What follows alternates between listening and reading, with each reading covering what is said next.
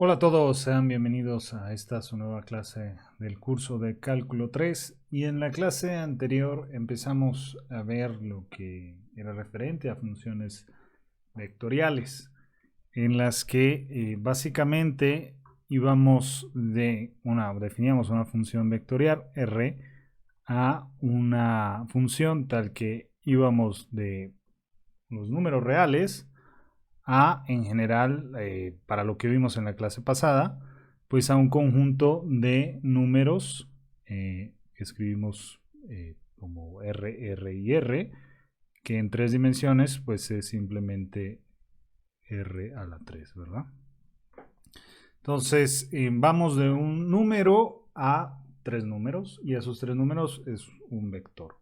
Y pues para las personas que hacen física o hacen ciencias relacionadas con la interpretación de los fenómenos físicos, entonces es muy común esto porque es simplemente la posición como función del tiempo. Pero por supuesto no es la única función vectorial que existe. Es de múltiples dimensiones o pues hay otras que no necesariamente significan la posición, sino la velocidad, la aceleración y demás. A raíz de eso construimos la idea del límite de una función vectorial. También vimos otras cantidades como es la longitud de arco de una función vectorial y en particular de ahí construimos lo que es la derivada, ¿no?, de una función vectorial. Entonces, como a modo de resumen, he preparado la trayectoria helicoidal que estábamos viendo en la clase anterior. En la clase anterior teníamos una trayectoria helicoidal que viene como esta figura.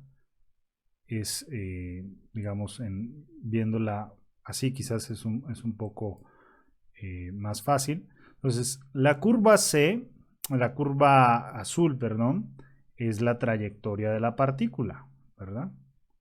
Mientras que el punto o la flecha negra es la posición desde el origen, la derivada de esa posición como función del parámetro que llamamos tiempo o la parametrización que sea, es la velocidad, que es la flecha roja, ¿verdad?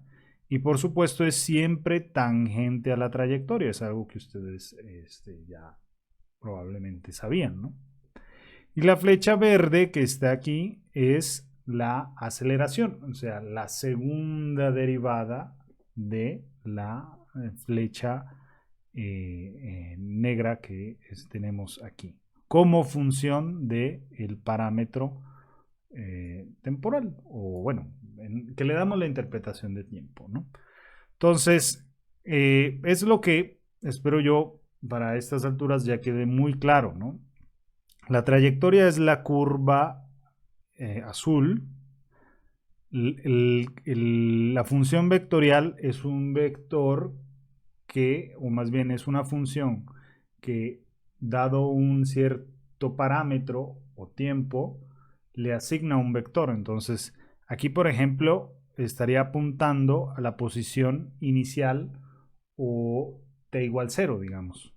Si yo muevo el tiempo, entonces la flecha de la posición o la función vectorial que describe esa posición se mueve sobre la trayectoria y me da otro punto en el espacio, porque es otro tiempo, otro valor del parámetro t, y entonces tengo otra posición.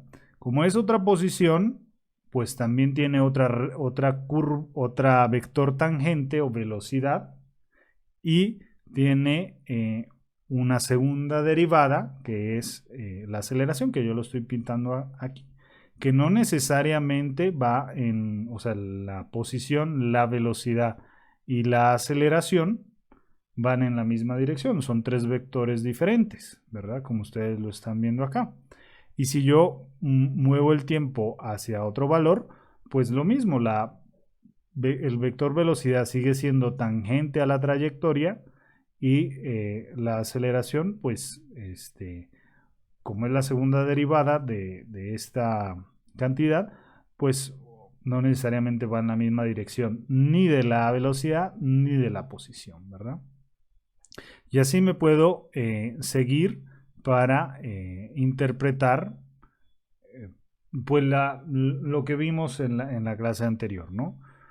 Espero que ya sea claro que una función vectorial son tanto la posición, tanto la velocidad, tanto la aceleración, que en este caso están relacionadas entre ellas por las derivadas. La derivada de la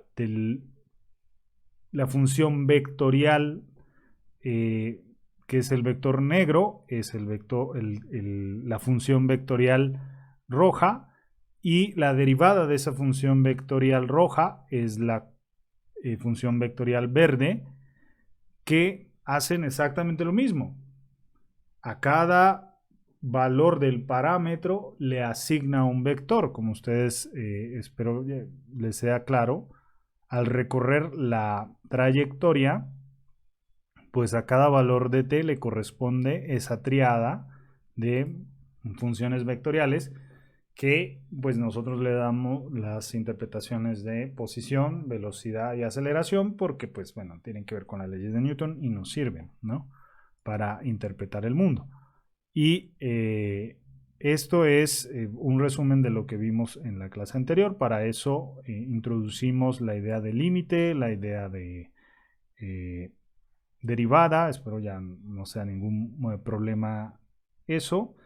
Y también introducimos la idea de longitud de arco, donde longitud de arco no es la posición final menos la posición inicial. La longitud de arco es justamente la cantidad azul de recorrido que se lleva entre un t igual 0 o un t inicial a un t final, de un tiempo inicial a un tiempo final. Es decir, es contar cuánto se ha recorrido alrededor de esta curva azul, desde un valor de parámetro inicial hasta un valor de parámetro final, no la posición absoluta de estas dos cosas, que eso es otra cantidad, ¿no? La longitud de arco fue una definición que hicimos como una cantidad que agarra una trayectoria y nos regresa un número, ¿verdad? Que pues, lo deducimos de una manera muy simple. Cuando tenemos una curva parametrizada, pues ya sabemos cómo calcular la longitud de arco. Es una herramienta muy útil. Para continuar, otras cosas útiles que podemos deducir es un ejemplo muy interesante que a nosotros importa mucho porque va a mostrarnos las diferencias entre tener una cantidad en una dimensión y una cantidad en más de una dimensión, en 2 o 3 dimensiones. Preguntémonos, por ejemplo, por una función vectorial r de t y vamos a pedirle que la norma de esa función vectorial sea constante. A ver qué consecuencias tiene eso. Entonces, eso es como voy a iniciar esta clase. Entonces, fíjense, tengo una función vectorial r de t que estoy pidiendo que su magnitud sea siempre una constante, ¿verdad? Y entonces la pregunta es, ¿qué consecuencias trae que la magnitud de una función vectorial sea constante? Si ustedes piensan, por ejemplo, en el caso de una dimensión, entonces que una función sea constante implica que sus derivadas son 0, ¿verdad? Es decir, es una constante. En este caso, pues vamos a ver qué implica. Entonces, para eso, permítanme escribir esta parte, elevarla al cuadrado a ambos lados, porque pues esto es una constante elevada al cuadrado y pues me va a dar de nuevo una constante. Y aquí voy a obtener simplemente el valor absoluto, la norma de esta función vectorial al cuadrado es igual a c al cuadrado. Y esto lo puedo escribir como un producto punto, es algo que vimos en las clases anteriores, ¿no? Entonces r punto r es igual a c al cuadrado, ¿verdad? Donde c cuadrado es de nuevo una constante.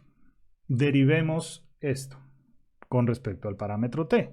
Entonces la derivada con respecto a t de r punto r va a ser igual a la derivada con respecto a t de c al cuadrado.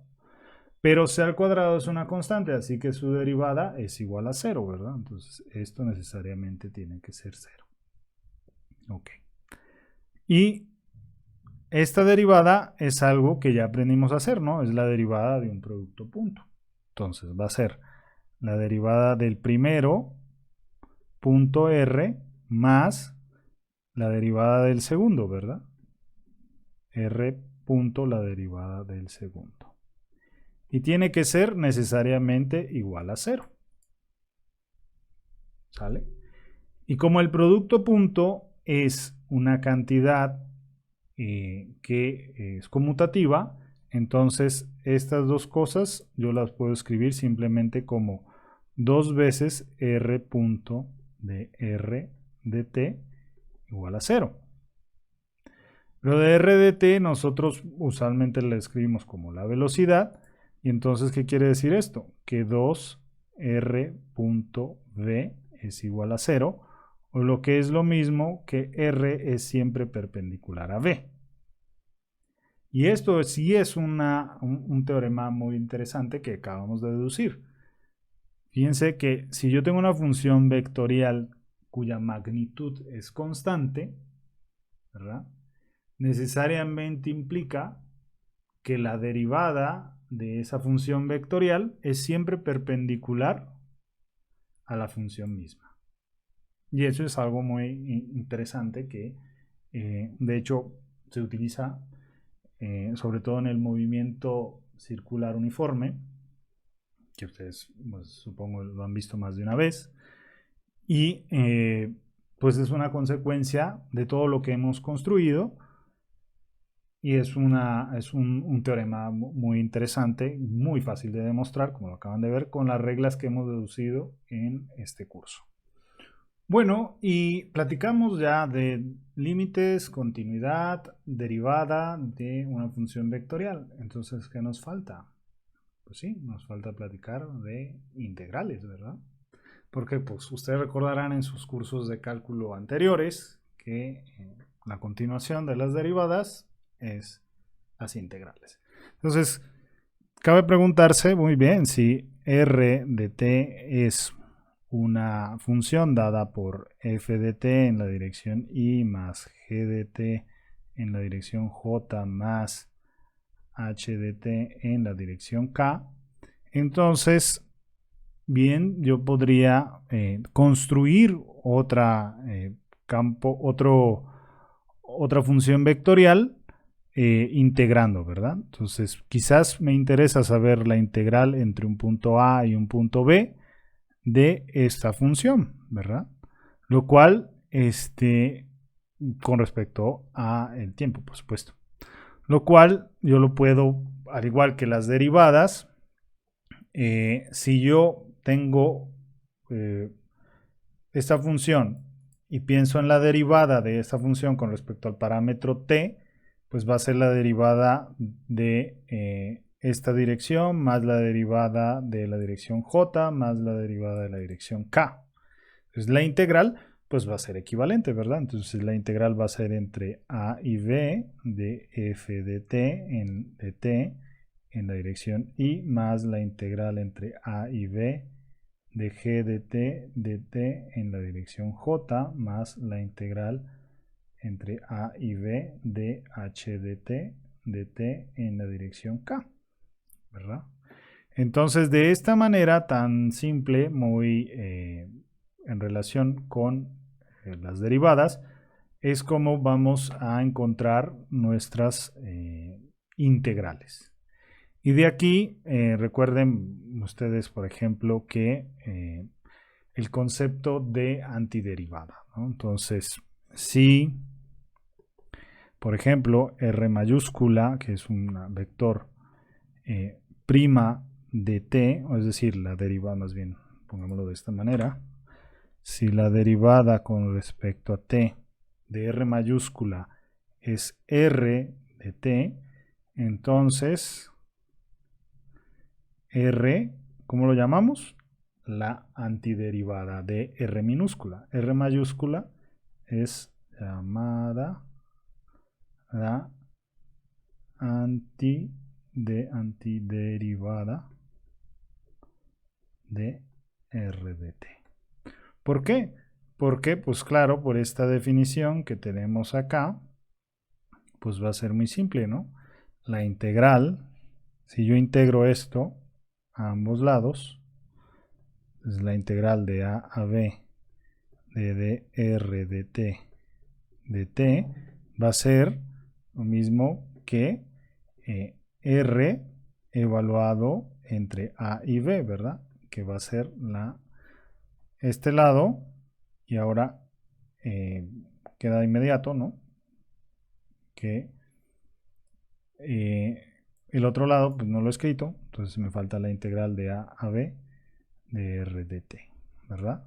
Entonces, la integral de a a b de r de t, si conozco con respecto a dt, si conozco la antiderivada de la función r de t, es decir, una función tal que la derivada me dé la función, ahora estoy hablando vectorial, ya nos salimos del 1D que típicamente ustedes han manejado en sus cursos fundamentales y ahora nos vamos a múltiples dimensiones, pero sigue siendo válido, ¿no?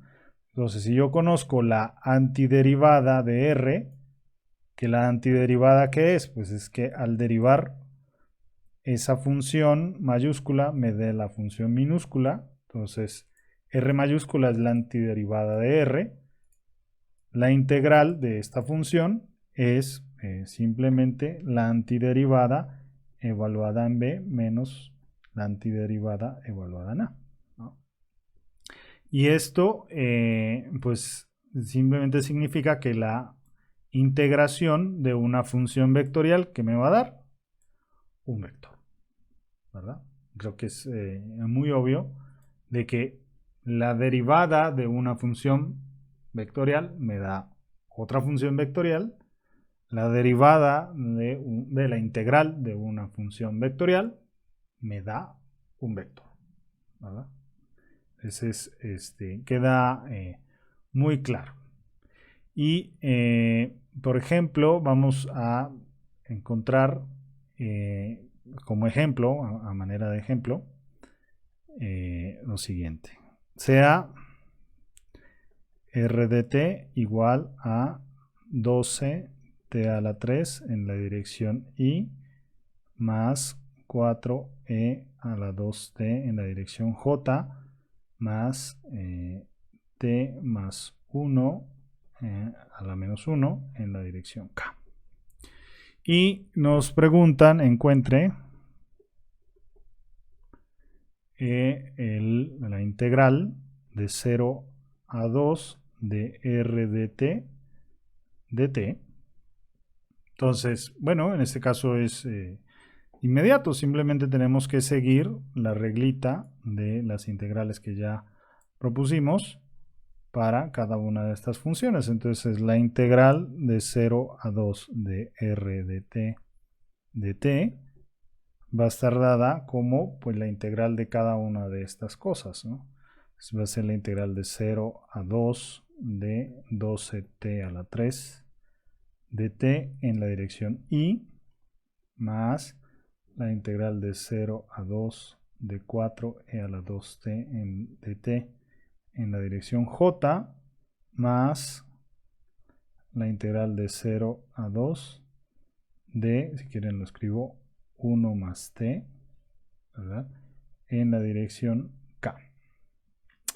Esta integral pues es inmediata, bueno, casi todas son inmediatas, ¿no? No hay que hacer ningún truco especial para hacer estas integrales.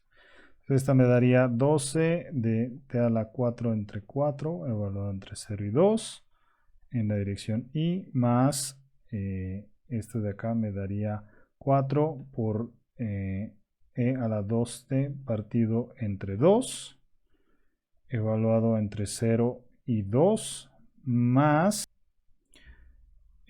aquí me faltó el dt acá arriba, y más entonces el logaritmo de 1 más t, evaluado entre 0 y 2.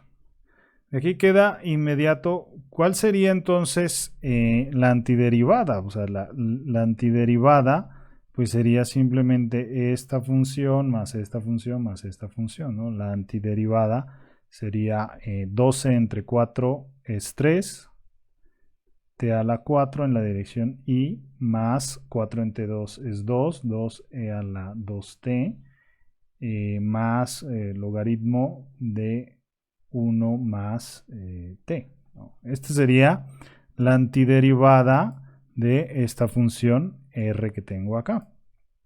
Pero bueno, vamos a calcular el resultado. Entonces el resultado pues es inmediato, ¿no? La integral entre 0 y 2 de r de t me daría 3 de 2 a la 4, que es 16, ¿no? Por 16, menos 0, porque evaluado en 0 es 0, más 2e a la 4, lo que sea que eso dé, menos 1, ¿no? Menos 2, perdón, menos 2, porque evaluado en 0, e a la 0 es 1, entonces aquí me da 2, más, me equivoqué aquí bastante, porque he ignorado las direcciones, ¿verdad? Entonces, perdón, eso es un tache para mí. Esto es en la dirección y, más 2e a la 2, e a la 4, perdón, a la 4 menos 2 en la dirección j, lo que sea que eso dé, más el logaritmo de 3 menos el logaritmo de 1, pero el logaritmo de 1 es 0. Entonces, logaritmo de 3 en la dirección k.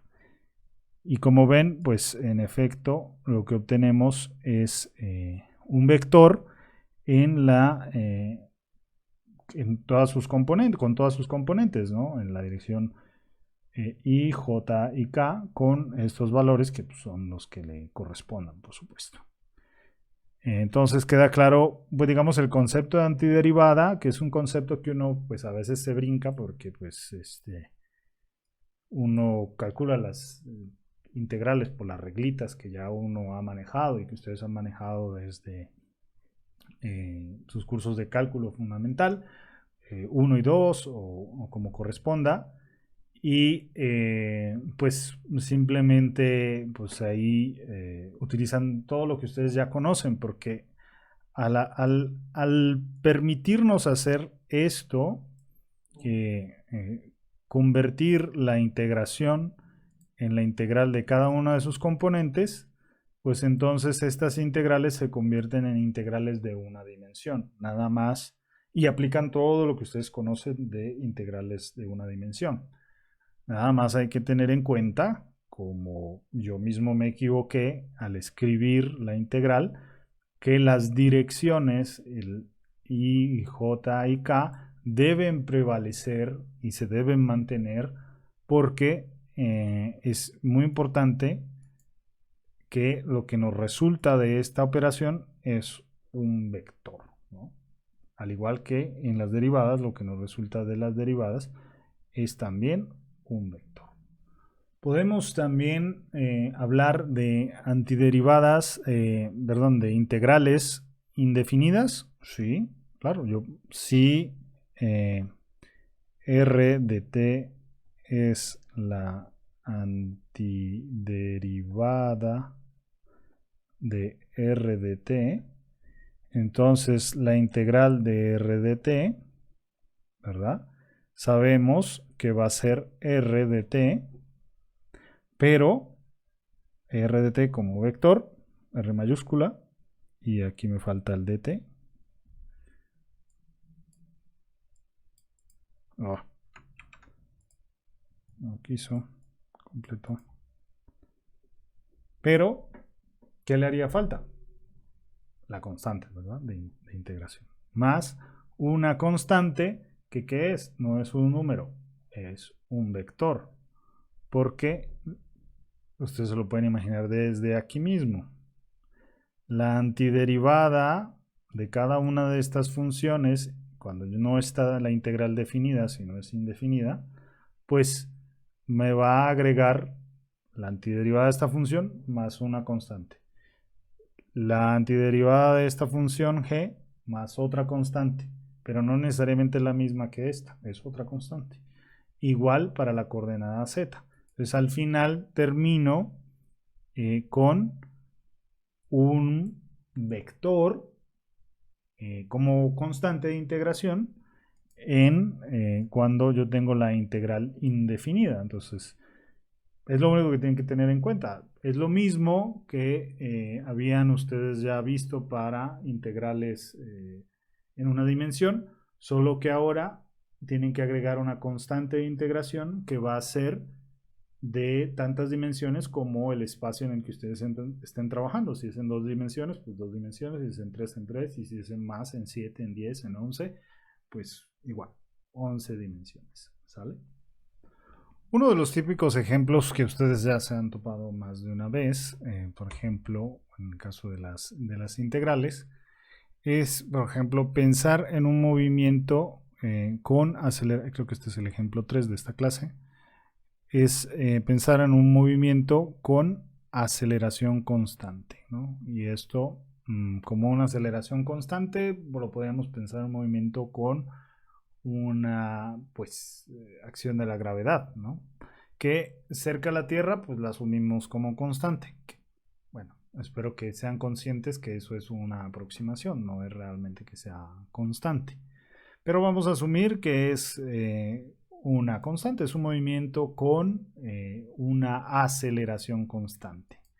Y entonces, pues básicamente, ¿cuál sería el movimiento? Entonces, ahora ya vectorialmente, yo esperaría que no fuera ningún problema para ustedes, porque pues vamos a tomar la primera integración, ¿no? Entonces, la primera integración me daría, aquí tengo la segunda derivada de r de t al cuadrado de t, que es lo mismo que la integral de esta constante, ¿verdad? Pero la integral de una constante va a ser pues lo mismo, ¿no? Si se van componente a componente, pues cada componente por la variable de integración en la dirección y así con la dirección j, lo mismo, y con la dirección k también. Entonces al final, ¿qué obtendríamos? Pues la misma constante, ¿verdad? G, por la variable de integración. Y como esto es una integral indefinida, más una cierta constante de integración C1, digamos. Y entonces, de este lado, ¿qué tendríamos? Pues tendríamos, por supuesto, la velocidad o lo que es lo mismo, la derivada de r con respecto a t, ¿verdad? Que es g de t más C1, pero entonces ya le podemos dar una interpretación a esa C1, que sería pues, la velocidad inicial, ¿no? La velocidad al tiempo cero. Esto yo sé que es muy obvio, lo han visto más de una vez, pero es para aclarar las ideas que hemos estado presentando en esta clase. Entonces, así obtengo yo la velocidad cuando, aquí esto es un vector, ¿verdad? Si vuelvo a integrar esto, entonces, que sería la segunda integración de esta cantidad, pues ¿qué me daría? Pues me daría entonces la integral de r de t, que del otro lado pues sería la integral de esto. Pero la integral de esto con respecto a t, ¿qué me daría?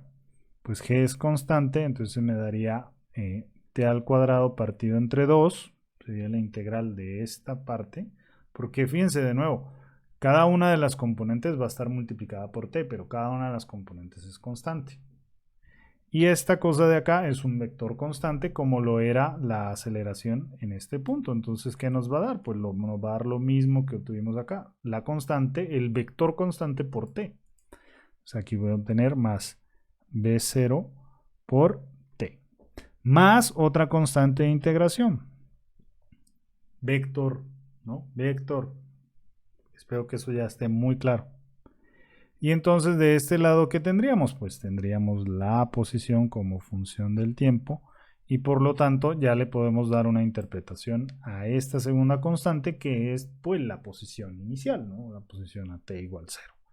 Entonces fíjense que esta formulita ustedes ya la conocen muy bien. Esto es la aceleración más la velocidad inicial por el tiempo más la posición inicial. Entonces, esto es nada menos y nada más que el movimiento parabólico debido a una aceleración constante, pero escrito de manera vectorial. Ahora, la aceleración constante no necesariamente tiene que ir en la dirección z, como típicamente ustedes seguramente lo han trabajado más de una vez, sino que puede ir en cualquier dirección. Ahorita ustedes ya no le tienen miedo a los vectores porque pues, los han trabajado múltiples veces y en particular en este curso estamos trabajando con funciones vectoriales. Entonces, a partir de una condición construimos dos funciones vectoriales, la función vectorial velocidad y la función vectorial posición, a través de las integrales, por supuesto. Entonces obtenemos muy rápidamente con todas las reglas que ya sabemos de integración en una dimensión, podemos obtener sin ningún problema las integrales de funciones vectoriales. ¿Vale? Para finalizar esta clase, permítanme recordarles uno de los movimientos que son más usuales de estudiar, que es el movimiento circular uniforme. Entonces aquí estoy tratando de pintar un círculo en dos dimensiones en el que vamos a tener, o al menos aproximadamente, un sistema de coordenadas centrado en el origen, ¿no? Digo aproximadamente porque me falla la vista aquí. ¿Sale? Entonces aquí tengo mi sistema de coordenadas y esta es la trayectoria circular uniforme que sigue la partícula, la curva externa, ¿no? De hecho, cambiémosle a un color azul. Vale. Entonces, ¿cómo podemos describir el vector posición? El vector posición...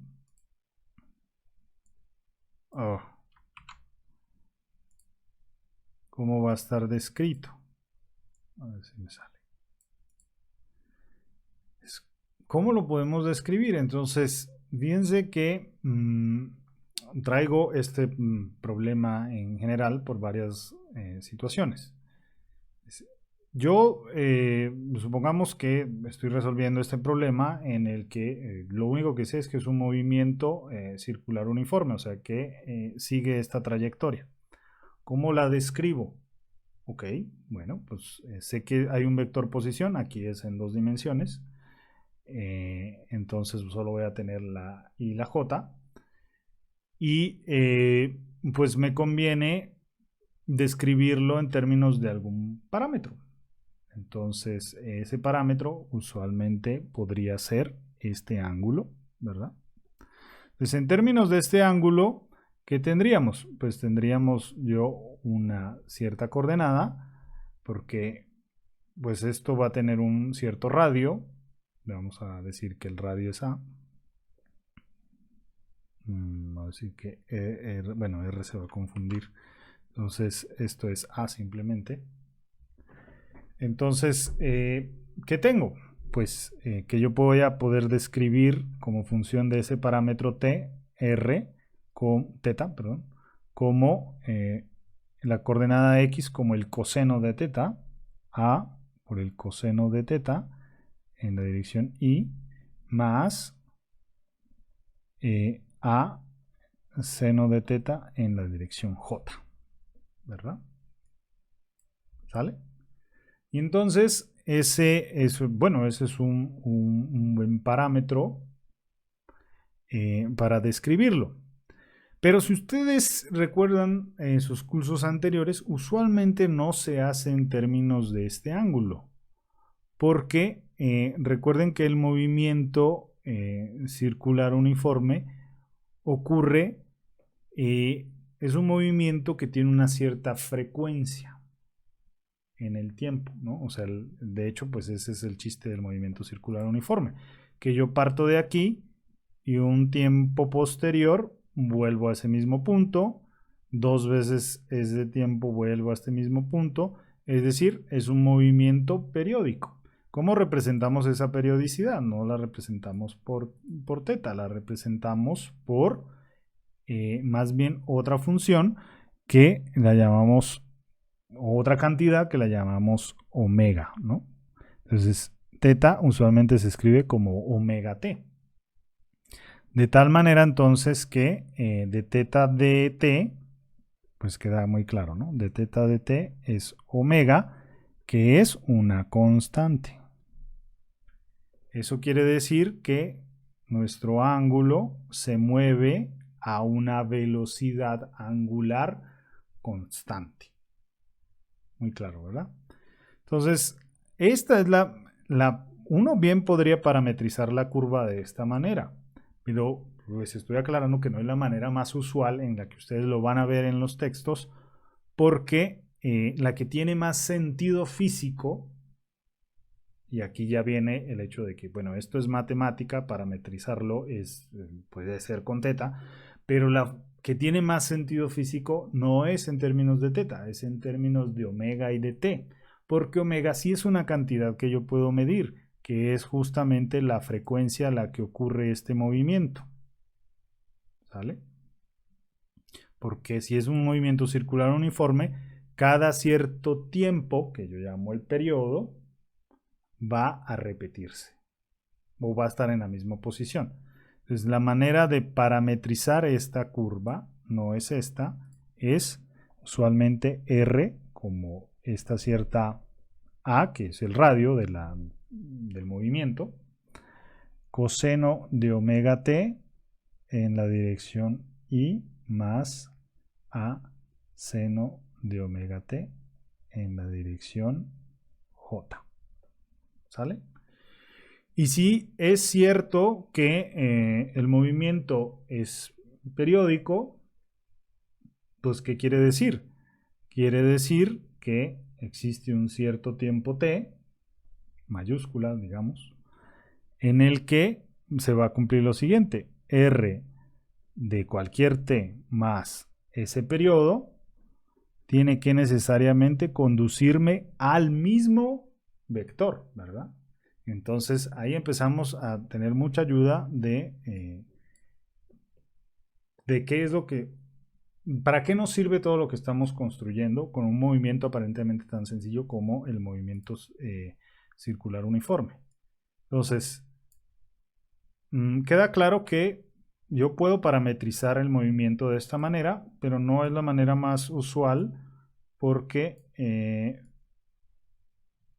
usualmente la vemos en términos de un parámetro que es el tiempo, y eso implica que va a estar multiplicada este ángulo por una cantidad omega que le damos la interpretación de frecuencia, porque es el número de veces que pasa por un cierto punto esta flechita, y ya vamos a ver eso un poco más en detalle.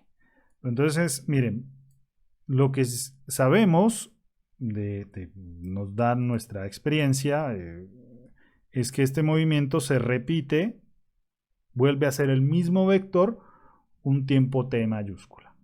¿Ok? Entonces, esto, ¿qué va a implicar sobre nuestra elección de parametrización? ¿Verdad? Desde que aquí simplemente, si escogiéramos la parametrización de teta, pues sería muy fácil, ¿no? Es cuando teta cambia de teta a teta más 2pi, ¿no? que este ángulo se mueve una cantidad 2pi, pues nos vuelve a dar lo mismo.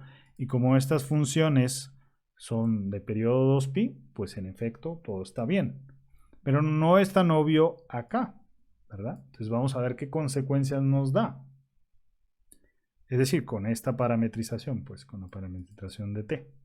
Entonces, si yo agarro esto y meto esta consecuencia, fíjense lo que tengo. Tengo r va a ser igual a coseno de omega t más omega t mayúscula en la dirección y más a veces seno de omega t más omega t mayúscula en la dirección j, ¿correcto? Y ahora,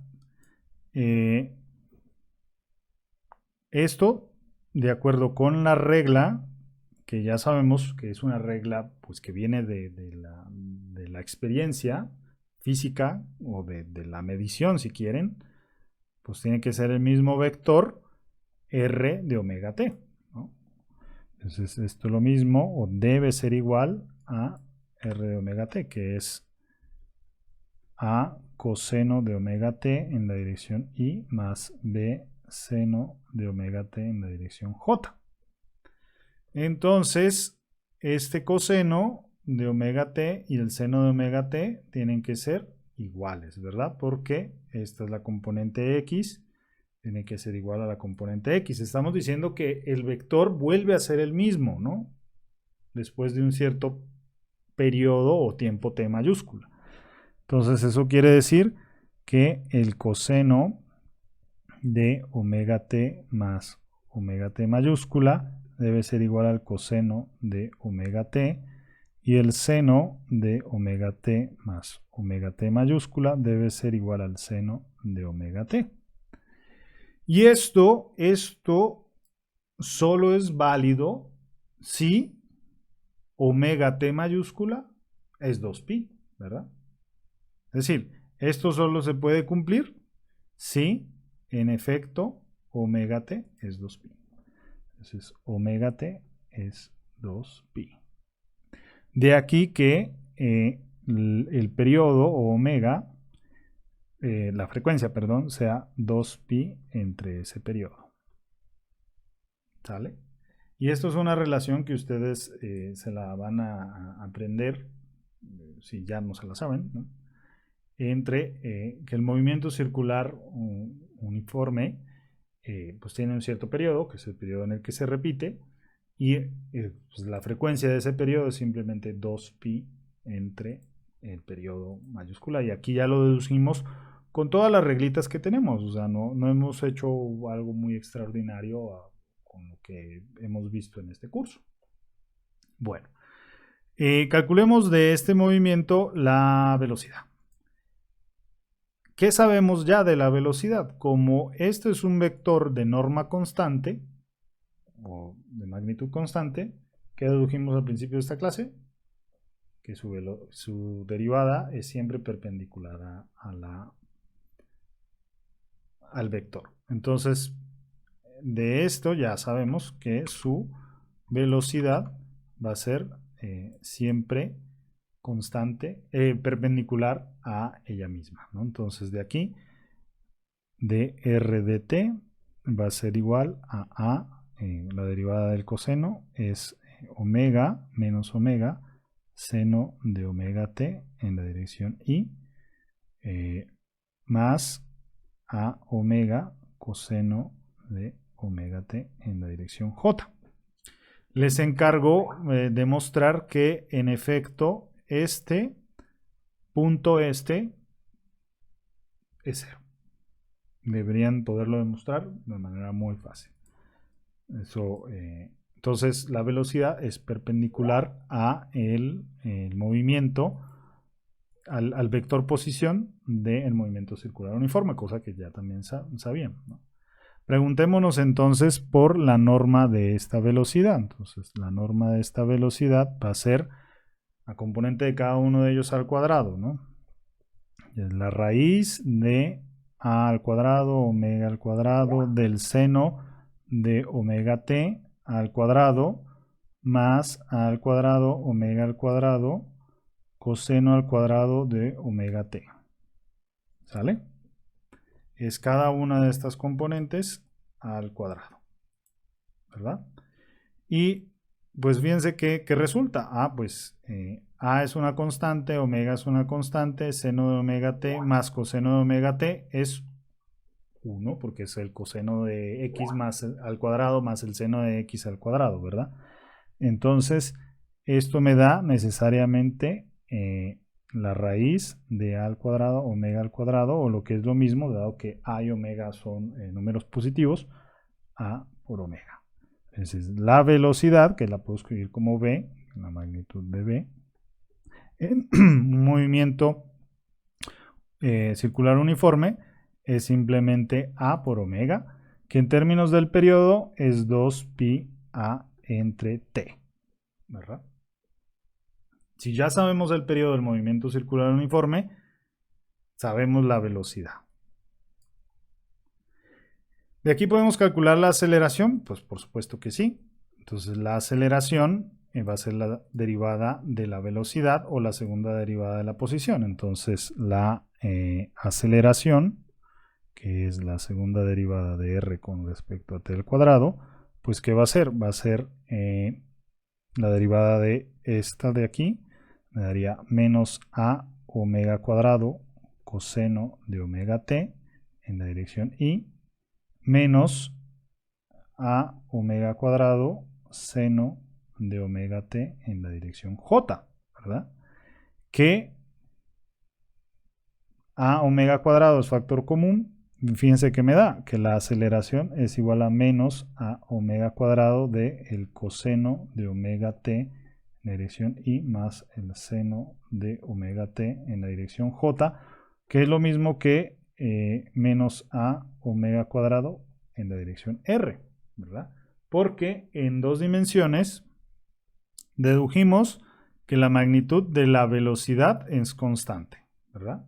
Lo dedujimos. Entonces la aceleración es perpendicular a la velocidad. Entonces necesariamente iba a ir en dos dimensiones. Si este es el vector posición, la velocidad, como el vector posición también es de magnitud constante, la velocidad, que voy a pintar de otro color, es perpendicular a la posición. Y como la velocidad resulta ser también de magnitud constante, la aceleración es también perpendicular a la velocidad. Entonces, ¿para dónde nos resultó?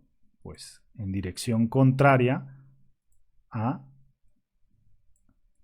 la posición, ¿no? Que es lo que indica esta función de acá, ¿verdad? ¿Y la magnitud de esta aceleración? Bueno, pues la magnitud de esta aceleración,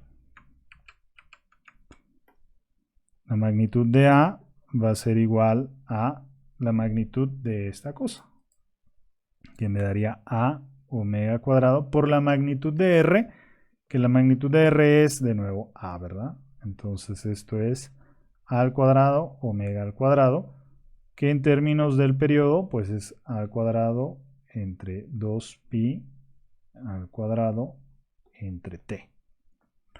O si lo quieren ustedes combinar con la velocidad, pues es muy sencillo, ¿no? Porque a omega es la velocidad. Entonces, Algo anda mal. Y aquí acabo de notar un error. Disculpen. Esta a por todo esto es lo que es r, ¿verdad? Entonces, este no va aquí. Perdón, a veces me equivoco. Esta a por el coseno de omega t más el seno de omega t es lo que es r. Entonces, esto de acá no es cierto. La magnitud de a es omega cuadrado por a, no por a cuadrado. Ahí es donde me estaba dando yo un poco de miedo de lo que había hecho. La magnitud es el radio por la frecuencia al cuadrado, o lo que es lo mismo, a por 2pi entre t al cuadrado.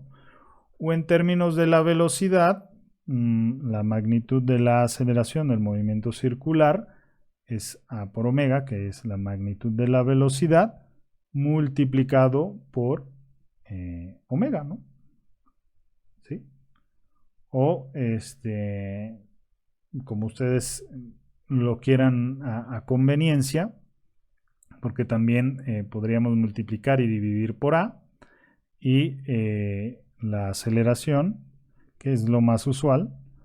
Si yo multiplico esta expresión por A arriba, por A en el numerador y A en el denominador, lo que tengo es omega cuadrado, A cuadrado entre A al cuadrado, lo que es lo mismo, la velocidad al cuadrado partido entre A, y esto es lo que ustedes usualmente conocían del movimiento circular uniforme, que vaya, la magnitud de la aceleración del movimiento circular uniforme se puede calcular de la velocidad al cuadrado partido entre el radio del movimiento.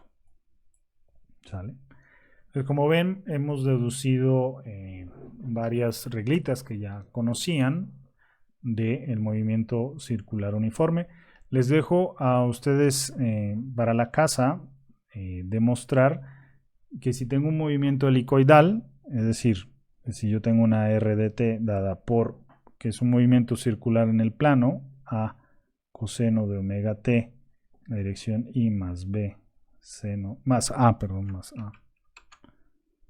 seno de omega t en la dirección J, que eso es un movimiento como el que estamos viendo acá, pero ahora vamos a incluir la dirección Z, ¿no? Que es la que en este caso sale del tablero o de la pantalla, más un movimiento de constante B en la dirección K. Entonces yo puedo definir una... Esto es un movimiento que se da en el plano y para un cierto valor de B, ¿verdad?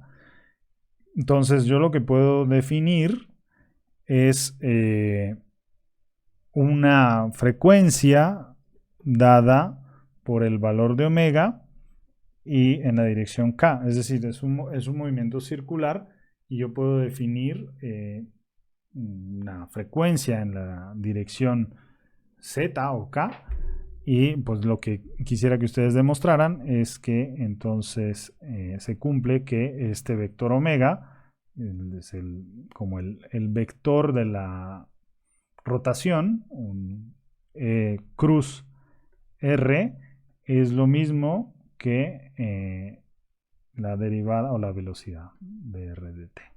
¿Sale? Entonces les dejo a ustedes que demuestren que esta relación se cumple en vaya, este tipo de movimiento fuera de 2 dimensiones, en 3 dimensiones. ¿Vale? Pues bueno, chicos, hasta aquí la dejamos y nos vemos en la siguiente clase.